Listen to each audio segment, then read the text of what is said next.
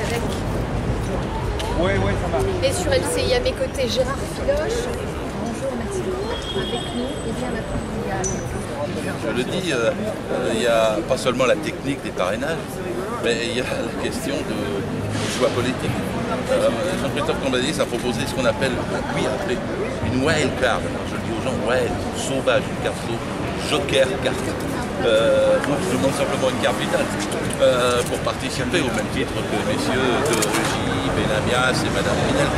Je ne sais pas pourquoi je ne le suis pas, je suis légitime, je mène campagne depuis 6 mois, je suis depuis 22 ans à la direction du Parti Socialiste, je défends les droits des salariés, jamais je ne céderai contre la loi El Khomri, jamais je ne céderai pour les salariés qui souffrent, qui ont des petits salaires, qui sont précaires, qui ont une retraite trop tard, et par conséquent je veux parler dans le cadre de cette primaire, comme ça s'impose légitimement, qu'est-ce que c'est que ces mots-là? Disqualifié, appel solennel, et moi ce que je dis c'est pas tellement le chicaya sur la technique, je dis tranquillement à Jean-Christophe Cambadélis et puis à Christophe Borgel, parce que c'est eux qui ont décidé. Je leur dis tranquillement, prévoyez que tous les points de vue soient entendus. Permettez seulement que je puisse m'exprimer légitimement. S'il n'y a pas un chiffre 7, il n'y a pas un chiffre 7 ou un chiffre 8. Le président Hollande a fait son bilan, puis a dit qu'il n'était pas en mesure de le défendre. Mais le bilan du président Hollande, c'est celui de Manuel Valls. C'est celui d'Emmanuel Macron. Tous les deux devraient avoir l'humilité de se retirer une fois que leur président, celui qui les a nommés, se retire. Et ils devraient dire à la gauche, ayez une chance d'avoir une gauche unie. Parce que moi, si je suis désigné à la primaire, j'appellerai Jean-Luc Mélenchon et j'appellerai Yannick Jadot.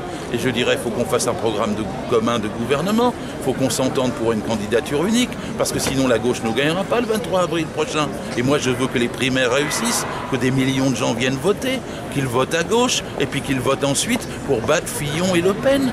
Et c'est un tel enjeu que je ne vois pas pourquoi il y a d'un seul coup une petite discrimination qui arrive là. Je ne la comprends pas, donc je fais un recours et les textes sont prévus pour ça. Oui, la haute autorité prévoit qu'il y a un recours, c'est dans son texte. Donc j'ai 24 heures pour le faire, je le déposerai demain après-midi. En Grande-Bretagne, Jérémy Corbyn n'avait pas ses parrainages. Il a fait un recours et puis finalement ils ont réglé ça et à la fin il a gagné la primaire, vous savez, en Grande-Bretagne. Et maintenant le Labour Party est passé de 100 000 membres à 650 000 membres. Je souhaite rien de mieux pour le Parti Socialiste. Et donc je vais parler technique, mais c'est pas technique mon recours, c'est essentiellement politique. Je suis en lutte depuis bientôt 6 mois pour cette campagne, j'ai une légitimité, j'ai un discours et un programme charpenté. Et j'ai entendu ce que vous venez de dire. Il y a donc 3 des candidats qui n'ont pas besoin de parrainage. Il y a Jean-Christophe Cambadélis qui a dit qu'il proposait une wild card, c'est-à-dire une carte sauvage à Macron. Je lui demande seulement une carte vitale. Ben oui, mais vous savez, ils sont de la BAP, mais la BAP n'a pas de statut, elle n'a pas d'adresse, elle n'a pas de fonction. C'est un peu confus tous ces systèmes de parrainage. Donc en vérité, c'est un arbitrage politique, c'est pas un arbitrage juridique. C'est d'ailleurs ce qu'il y aura dans mon recours qui sera déposé demain à Solferino par mon avocat Maître Tricot.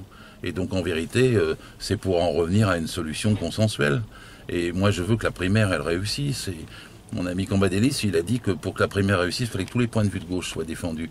Le mien est bien spécifique, il défend les salariés, il défend les petites retraites, les petits salaires. Vous avez la moitié des gens qui gagnent moins de 1 700 €, vous avez 8 800 000 personnes qui gagnent moins de 900 €. Il faut une répartition des richesses immédiate, il faut prendre sur les dividendes, il faut faire qu'on augmente le SMIC à 1800 €, il faut faire la retraite à 60 ans, revenir à 32 heures par semaine. Vous entendez par ma voix pourquoi je suis candidat? C'est pas ma personne. C'est le fond des idées. Je voudrais pouvoir défendre ces idées sur le plateau. Je suis sûr que des millions de gens seront contents de les entendre. Je suis sûr que des millions de gens se diront, si je n'y suis pas, que je manque. Et pour réussir la primaire, il n'y a pas besoin de discriminer, de me discriminer. Je crois que ce serait plutôt un plus.